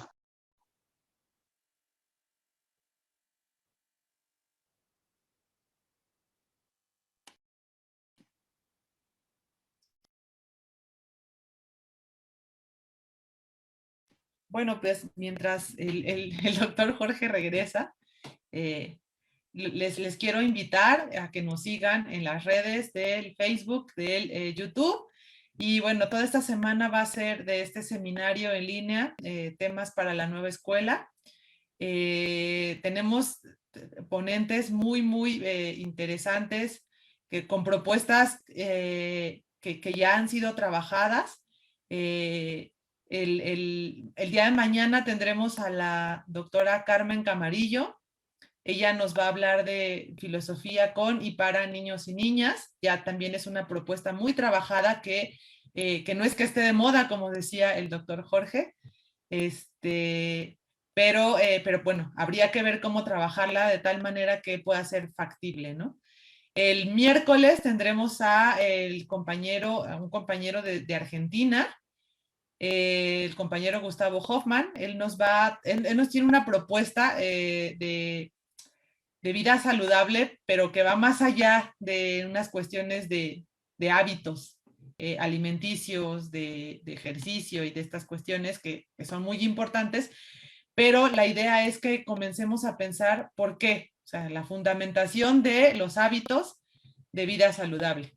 El jueves tenemos a Daniel Olvera con descolonización del currículum, y el viernes estará con nosotros presentándonos currículum y libros de texto el compañero Jardiel Moguel. Él es editor y tiene una larga trayectoria ya haciendo y formando libros de texto. Entonces, bueno, y además también es filósofo de la liberación. Entonces, bueno, les invitamos. Ya está aquí el doctor. Estamos haciendo tiempo, pues.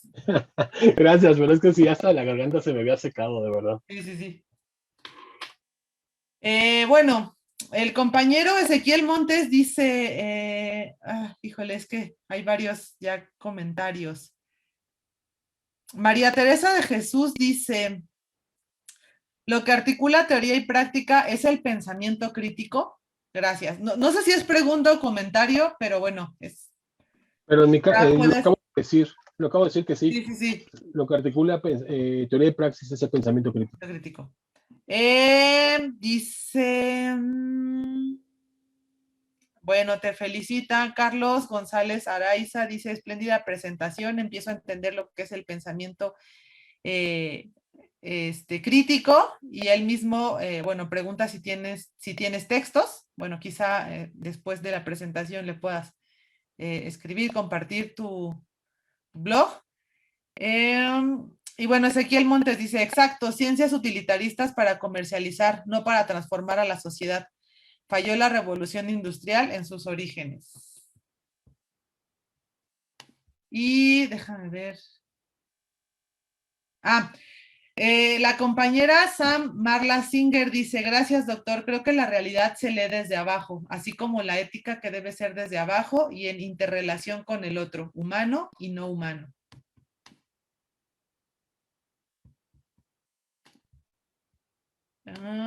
Espera.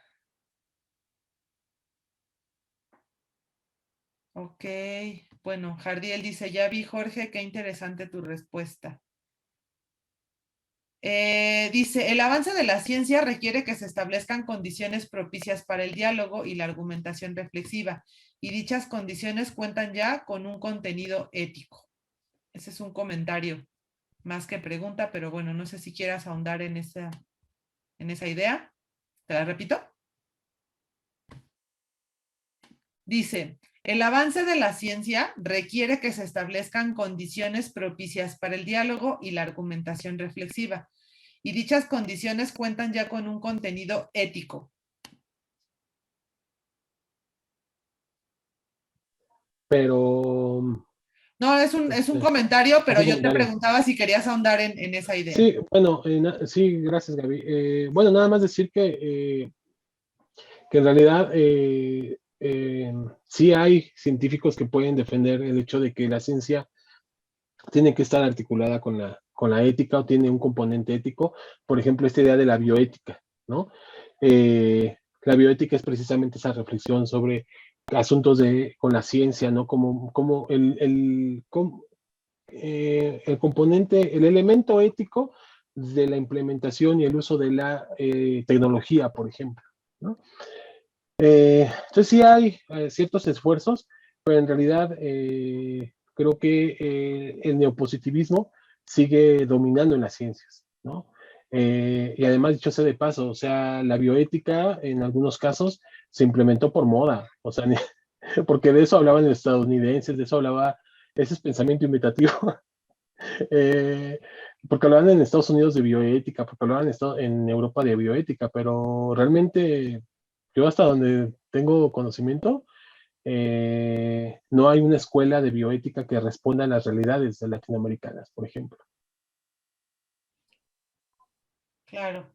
Bueno, y ahora en este contexto en el que estamos viviendo, ¿no? En este contexto de la pandemia, se hizo muy evidente, ¿no? Con todos estos problemas de salud pública, las vacunas, ¿no? Donde hay muchas prácticas, donde hay una relación tecnocientífica con las ciencias de la salud, pero no hay una orientación más que regulación, no hay una orientación que nos permita definir cuál sería el principio que nos guíe en nuestras prácticas tecnocientíficas. Sí, yo creo que, tantito Gaby, yo creo que hay dos escuelas o dos autores, bueno, hay varios autores que han defendido esta relación e importancia de la crisis ecológica y de la vida humana, ¿no? Desde una posición profundamente ética, ¿no? Más allá de las modas de la bioética que podemos encontrar en varias partes, México evidentemente no es la excepción. Entonces hay varios, ¿no? Está Francis Kelhamer, está Enrique Dussel, está Jonas, ¿no? Hans Jonas, perdón. Hans Jonas, está ay, se me olvida este autor de ahorita me acuerdo, se me olvidó, no, ay, ahorita te digo, en un segundo te lo digo. Espérame. Bueno, de hecho, precisamente, no es por querer hacer comercial, pero sacamos un dossier sobre la vida ante el COVID, ¿no? En donde justamente hacemos varias reflexiones desde la filosofía, desde la política, de la vida con relación a la naturaleza, de la vida con relación a la ciencia, de la vida en relación a la política, ¿no? Entonces, de hecho, voy a pasar si quieres aquí el link para que lo puedan compartir, donde escribimos varios. Nos hubiera gustado que más escribieran, pero las circunstancias nos impuso esto y es lo que les presentamos de alguna forma. A ver si nuestro compañero Mauro puede compartir ese link de ese dossier que escribimos, que se llama La vida ante el COVID, en donde escribimos varios, Francis Kelamer, Eduardo Mendieta, Mario Ruiz Otelo, Carlos Juan Núñez, que me estoy refiriendo precisamente a uno de los autores que él aborda y un servidor. Creo que ahí tienen ya mucho material para pensar, o sea, simplemente aquí lo que se hace es colocar ciertas tesis y discutirlas, ¿no? Por eso aquí se las compartimos, para que en algún otro momento las podamos debatir, discutir, y esto, esto me acordé porque precisamente lo que aquí van a encontrar son reflexiones sobre la vida desde una posición ética y política, mucho más allá de las modas de la bioética. Muy bien, bueno, ha ido un comentario y una pregunta que se relacionan muchísimo. El compañero Ezequiel Montes dice, hagan llegar todas estas propuestas a nuestra secretaria de Educación Pública, ya que emanó de la izquierda, pero no se volvió más neoliberal que el anterior secretario. Y en relación a esto, nos preguntan, ¿crees que la nueva escuela mexicana o la 4T están en posibilidades de incorporar un concepto de pensamiento crítico como el que propones? Ético, emancipatorio, liberador. De hecho, justamente ese es el concepto de pensamiento crítico que debe de adoptar el proceso de la 4T. Para que pueda hacer una transformación, tiene que estar inspirado en este concepto de pensamiento crítico, de relación de transformaciones, porque estamos ya en una transformación, o al menos eso es lo que dice 4T, ¿no? La cuarta transformación. Bueno, necesitas un pensamiento y conceptos que estén a la altura de las circunstancias. Evidentemente, la realidad histórica siempre va a estar mucho más allá, va a rebasar siempre el pensamiento, la historia, ¿no? Pero el reto y el ejercicio que debe de autoimponerse el pensamiento es estar a la altura de las circunstancias, ¿no? Entonces, ciertamente, la realidad histórica de la 4T está mucho más allá del pensamiento, al menos de lo que yo he dicho y muchos otros, pero bueno, precisamente lo que hacemos es tratar de vislumbrar desde nuestra posición, desde nuestra trinchera, cuáles son esos conceptos, esas reflexiones que tiene que acompañar a la 4T. Entonces, si se quiere hacer si se quiere vivir y construir un momento de transformación, a la vez tiene que haber conceptos y pensamiento que esté a la altura de eso. Y precisamente por eso me detuve poco a poco a ir haciendo las distinciones entre pensamiento crítico y otros tipos de pensamiento que pasan por ser críticos, pero ya vimos que no lo son, ¿no? Entonces, me parece que deberían de poner atención a esto que estamos diciendo, ¿no? De lo contrario, prácticamente van a hacer lo que se ha hecho toda la vida y que es precisamente lo que la gente ya no quería que se hiciera, ¿no? Todavía es un debate mucho más amplio que esperemos que se pueda dar con las autoridades y con otros especialistas sobre educación y que demos este diálogo, ¿no? Yo quisiera hacerte una pregunta hasta parece como obvia, pero que no lo es tanto. ¿Por qué es necesario el desarrollo de un pensamiento crítico en la educación? O sea, tú lo has mencionado todo el tiempo, todo este tiempo lo has mencionado, pero digamos, en términos educativos, ¿no? En nuestra práctica educativa, vemos esta cuestión, ¿no? Este objetivo, como propósito a lograr el desarrollo del pensamiento crítico en nuestros planes, en los programas, en las currículas, en las currículas, en el modelo educativo, o sea, en todos lados, ¿no? Hablamos y vemos por todos lados el desarrollo del pensamiento crítico como un eje. Y la verdad, o sea, y la verdad es que es algo que no, en términos así muy concretos, pues no podemos concretar, valga la redundancia, ¿no? O sea, no es algo que sea fácil de hacer en las aulas. Y sin embargo, es un eje. ¿Por qué? ¿Por qué lo es? Está difícil. Pregúntale a la UNESCO, ¿no? Casi por dictado lo puso, ¿no? La UNESCO y el O sea, sistema. pero justo eso, o sea, justo eso, ¿por qué? O sea, ¿por qué se pone, no? Y por qué de alguna manera hay una contradicción en términos, por ejemplo, de una educación por competencias, ¿no? Claro. Que aunque se, o sea, que aunque se quiso justificar de muchísimas maneras, ¿no? O sea, se sigue tratando de justificar apelando al pensamiento crítico, pero sin tener un contenido crítico. Y la pregunta es esa, entonces, ¿por qué hablar de una educación que desarrolle el pensamiento crítico? En el caso de la UNESCO y de los organismos internacionales, en el caso de los sistemas nacionales, pero bueno, tú hiciste la pregunta con respecto a la UNESCO, por ejemplo, ¿no? Los organismos internacionales o al sistema educativo nacional. Pues en términos generales, pero es que el sistema educativo nacional, o sea, lo plantea, ¿no? En todos, en programas, planes, de hecho, aquí Ezequiel dice, ¿no? El perfil de egreso del bachillerato dice que se egresa con pensamiento crítico, reflexivo y analítico, ¿no? Con sentido ético y ciudadanía responsable y activa. Y mi pregunta es, ¿Qué está leyendo? ¿Los planes y programas de Suiza? pues es que supongo que es profesor de bachillerato y claro, o sea, yo soy profesora de bachillerato y lo tenemos muy claro, o sea, esos serían nuestros objetivos. Claro. La pregunta es, ¿por qué?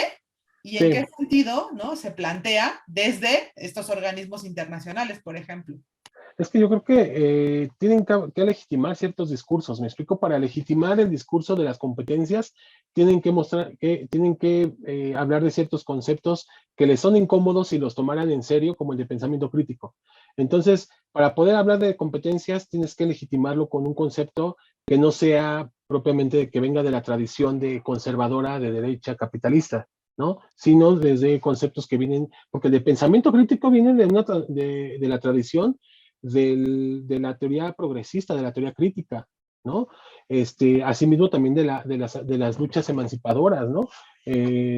Entonces, el pensamiento crítico, el concepto como tal, viene de esta tradición, ¿no? Entonces, para legitimar ciertos discursos de competencias tienen que hablar también de esto, pero no lo hablan, como se los acabo de exponer, de forma pausada y diciendo qué significa pensamiento crítico. Por eso yo decía que el pensamiento crítico sí se fomenta en las ciencias, pero no se fomenta en lo social, porque en lo social el resultado que vas a tener es justamente transformación de las relaciones sociales, porque el pensamiento crítico te lleva a la acción también, por la motivación ética que había hablado anteriormente. Entonces me parece que por eso hablan de pensamiento crítico, y más aún, por ejemplo, después de un largo periodo de 2, 3 décadas de México, de un sistema educativo en donde estaba gestionado por neoliberales, evidentemente no iban a tomarse en la educación neoliberal de México en serio la idea de pensamiento crítico. O sea, todos los documentos, si tú lo ves, hablan de pensamiento crítico. En la misma televisión hablan de pensamiento crítico, pero realmente no se ponen a discernir lo que es el pensamiento crítico. Lo que ellos llaman pensamiento crítico es pensamiento, ya lo vimos ahorita conceptualmente, es pensamiento funcional, pensamiento imitativo, pensamiento ideológico, ¿no? Entonces, sí hablan de pensamiento crítico en esta década de educación neoliberal, se habló de pensamiento crítico, pero era un concepto domesticado de pensamiento crítico, ¿no? Y bueno, justamente lo que estoy mostrando es que el pensamiento crítico en sí es emancipatorio, es pensar las alternativas, buscar las posibilidades, negar las negatividades, tiene una motivación ética, etcétera. Entonces, me parece que si se habla de eso, era para legitimar un discurso de competencias, discursivamente. Sí, claro. Y bueno, dice el compañero, sí, eso dice el programa de estudio y el informe de Delors de la ONU. Obvio es simulación para justificar estadísticas y datos. ¿Y a quién le correspondería, por ejemplo? O sea, ya estamos en el ámbito educativo, ¿no? Ya hay instituciones, ya hay estructuras, ya se responde a ciertos objetivos o propósitos planteados. ¿A quién le correspondería justo empezar a hacer este vaciar de contenido la categoría de pensamiento crítico desde esto, ¿no? Desde esta justificación desde esta fetichización del pensamiento crítico para darle un contenido distinto? Pues aquí diría yo a los educadores progresistas, por una parte, ¿no? O sea, que en la praxis precisamente formen en otro concepto de pensamiento crítico a los jóvenes, a los niños y a las niñas. Por otra parte, también es un trabajo aquí, aunque sean muy despreciados los teóricos por algunos amantes del activismo político, pero justamente es también un trabajo teórico, el desmontar precisamente, de vaciar de contenido este concepto domesticado de pensamiento crítico y mostrar precisamente qué es el pensamiento crítico. Y entonces tratar de establecer las líneas entre una cosa y otra cosa, ¿no? O sea, entre un concepto y otro, y que no después el pensamiento imitativo pase como pensamiento crítico, ¿no? Entonces es también un trabajo teórico, teórico-conceptual, y que bueno, quienes se dedican a eso lo pueden hacer muy bien. Pero no solamente es un asunto teórico, también estoy diciendo que es un asunto práctico, y por eso hice referencia al educador progresista, en el sentido de Paulo Freire, ¿no? Y acercar justamente a las autoridades, perdón Gaby, te interrumpí, y acercar precisamente este trabajo a las autoridades, ¿no? Educativas. O sea, si quieren, se llaman de la 4T, pues tienen que ponerse también conceptualmente a la par de la historia, ¿no? Entonces, ese es un trabajo colectivo, pues, ¿no? Unos hacen un trabajo, otros hacen otro trabajo, y de esa forma se puede ir construyendo esto, ¿no? Una transformación es un resultado colectivo, ¿no? No es un resultado de una persona. Gaby. Sí, perdón, es que te iba a leer una pregunta que tiene que ver justo con lo que acabas de decir, pero quizá responderle a Sam Marla Singer. Lo que plantea la UNESCO sobre pensamiento crítico, ¿será una forma de neoliberalismo progresista?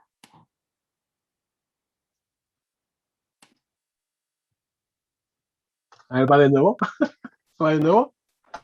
Lo que plantea... Ay, espérame, ya se me fue. Perdón. Lo que plantea la UNESCO sobre pensamiento crítico, ¿será una forma de neoliberalismo progresista? Sí, sí, Sam Marla Singer. Sí, totalmente de acuerdo. De hecho, en el documento que yo hice mención, eh,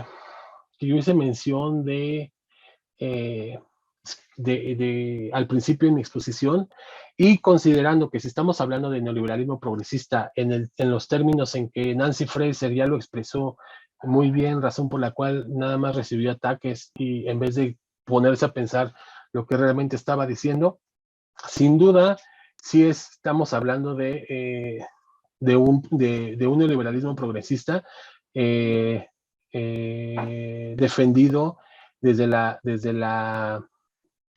UNESCO. Muy buen comentario. Estoy buscando, de hecho, la parte en donde me parece que se expresa precisamente esto de neoliberalismo progresista. Aquí, mira, en la página 2 del documento que les dije, Análisis Curricular de América Latina, dice que en el tercer estudio regional comparativo y explicativo, el TERCE 2013, leo textual el documento de la UNESCO. Igualmente, esperamos que la sección que analiza exploratoriamente el grado de presencia de conceptos de educación para la ciudadanía mundial y de educación para el desarrollo sostenible contribuya a generar una conversación sobre cómo los currículos abordan nociones centrales relacionadas con desafíos globales y regionales, tales como el cambio climático, la equidad de género y la participación ciudadana, ¿no? Y siguiendo a Nancy Fraser, pues lo único que les faltó hablar fue de las diferencias sexuales y del racismo, ¿no? Entonces ya con eso se complementa el cuadro que precisamente Nancy Fraser señala como neoliberalismo progresista. Y me parece que hacia allá iba, que bueno, la pregunta es muy buena de Sam Singer, un hombre muy artístico, creo. La pregunta es muy buena de Sam Marla Singer porque es que se me resbala esto, perdón. Porque precisamente me parece que ese va a ser el tono y la dirección que van a tomar de aquí en adelante todos los organismos internacionales. El neoliberalismo lo van a legitimar con las luchas de feministas, de raza, de género y LGBTQ más. Eso es justamente lo que decía Nancy Fraser, ¿no? Y yo coincido con Nancy Fraser.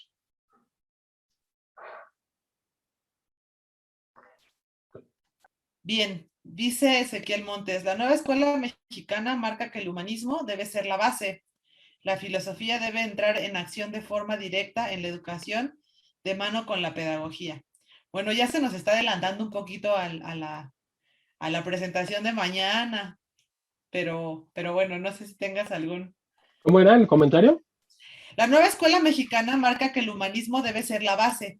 La filosofía debe entrar en acción de forma directa en la educación, de la mano con la pedagogía. Claro. Bueno, precisamente eso es, más bien sería invitarlo a la reunión de mañana con una de las expertas en filosofía para niños, para y con niños y niñas, la doctora Carmen Camarillo, gran colega. Entonces, más bien, ¿quién preguntó eso, Gaby? ¿Quién comentó? ¿Cómo se El llama? compañero Ezequiel Montes, que estoy Ah, tomando pues nota y va a ser yo creo que va a ser uno de nuestros próximos ponentes. el compañero Ezequiel lo invitamos para la ponencia del día de Sí. mañana con la doctora Carmen Camarillo. Y bueno, creo que ya no hay más preguntas. Ha sido bastante completa esta intervención. No sé si quieras, dice Carmen Camarillo que mañana lo platicamos, Ezequiel. Entonces ya está lista, ya se está Es haciendo. una cita, ya es una Es cita. una cita en el mensajero. Bueno, Carmen estará acá. También llegaron algunos comentarios respecto al cómo entran a estos seminarios. En realidad, nosotros estamos tratando de plantear, ¿no? Poner los temas sobre la mesa.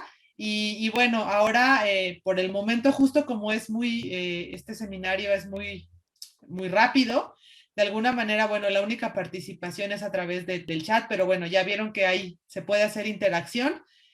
Por el momento, bueno, estamos tomando nota también de compañeras y compañeros que nos han seguido no solamente el día de hoy, en este seminario, sino también nos han estado siguiendo en el seminario de negatividades en la educación grupos vulnerables. Pero bueno, por el momento es así la participación a través de nuestros canales de comunicación, Facebook y YouTube. Y bueno, nosotros les haremos llegar las preguntas y los comentarios como ya vieron el día de hoy a las personas responsables pues de las sesiones. No sé si quieras terminar planteando algunas ideas, una conclusión. Nos quedan algunos minutos, Jorge. Bueno, no, en realidad creo que he sido como muy puntual en ciertas frases que son, me parece, sintetizan la exposición que hice, así como varias de las muy buenas preguntas y comentarios que hicieron.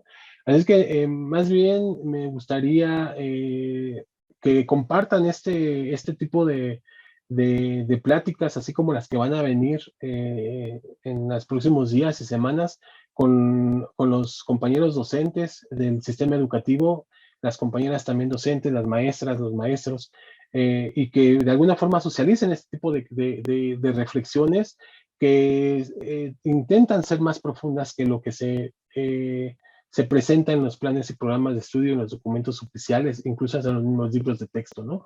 Lo que necesitamos es precisamente esa otra concepción de la educación y pues para eso se necesita un trabajo teórico importante que no esté de ningún modo desarticulado de la praxis. Entonces, pues bueno, es una tarea colectiva y esperamos que puedan compartir y los demás pláticas que estemos transmitiendo vía YouTube y vía Facebook. Y agradecer a todos los que se tomaron el tiempo y la molestia de escucharnos en YouTube, en Facebook, a los que comentaron, a los colegas que van a estar esta semana también, que asistieron a esta plática y pues a ti, Gaby, por la moderación. Y pues ya de mi parte sería solamente agradecerle a todos y a todas. Pues muchas gracias también a ti, Jorge, por tomarte el tiempo a pesar de todas las tareas que tienes como coordinador general de la Secretaría. Y bueno, sí, también invitarles a que estén pendientes pues, de las actividades que se están haciendo, no solamente en la coordinación de educación y nueva escuela, sino la Secretaría. Les pedimos que, bueno, nos sigan en nuestras redes. En las redes sociales está el programa de esta semana y también el programa del seminario Negatividades en Educación, Grupos Vulnerables, que también estamos en estos momentos llevando. Y bueno, muchas gracias a todas y a todos por su Gaby, tantito, participación. para la pregunta que decían de mis publicaciones, habías tú indicado en tu presentación en mi blog de academia, pero bueno, lo repetimos por cualquier cosa. Es Es le ponen en Google academia.edu, Jorge Zúñiga Martínez, y ahí les va a aparecer. Y no sé si le pueda pedir a Mauro de favor que compartan en los comentarios del YouTube o del Facebook, es la liga del dossier que hicimos de la vida ante el COVID. ya lo Eh, compartió. exacto, porque ahí justamente hay reflexiones muy interesantes que justamente surgieron de esta plática y discusión, ¿no? Así es que es todo de mi parte, Gaby. Muchísimas gracias. Quería decir eso. Sí, no, gracias a todas y a todos los que estuvieron pendientes pues de esta transmisión. Les invitamos el día de mañana a que no se pierdan la charla de filosofía para y con niños y niñas. Estará la doctora Carmen Camarillo y bueno, nos vemos el día de mañana con mucho gusto. Gracias. Muchísimas gracias, Gaby. Muchísimas gracias a todos y a todas. Nos